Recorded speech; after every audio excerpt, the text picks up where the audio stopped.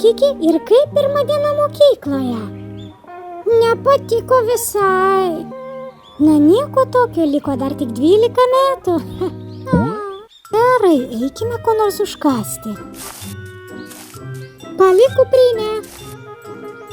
Aš noriu burgerio. Kotletos su bulka padarysiu namie. Paragaukime ko nors kito nors. Tu tikra lietuvė, tau svarbiausia 50 bulvių atspalvių. Ar tu žinai, kas maitina Lietuvą? Ogi Gediminas. Kaip supras?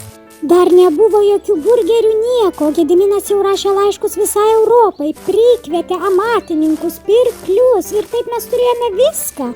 Tai kunigaikštis Gediminas buvo kaip influenceris. Taip, Europos nuomonės formuotojas. Spigliuk, Kiki užaugus nori dirbti influencerį. Kas čia dabar? Kad turėčiau balansą tarp darbo ir laisvalaikio. Moderniai, na, aš siūlau aplankyti mešką, jinai 5 mėnesius miega, 5 valgo, 2 nežinia ką, tai jos balansas įdomus. Na, meškos gyvenimo būdas tiek miegoti, kad man net žinučių neatsakinėti. Galėtų būti life coacheris.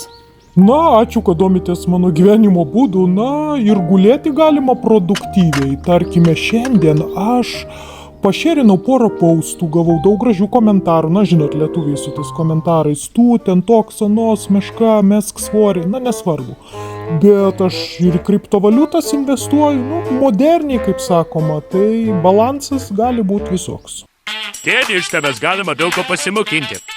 Gal padaryti naują podcastą, galėtumėm visi kalbėti apie medų, rinkos kainas ir jo saldumą. Mamytė, aš galėčiau būti influencerė, ten daug moka internete.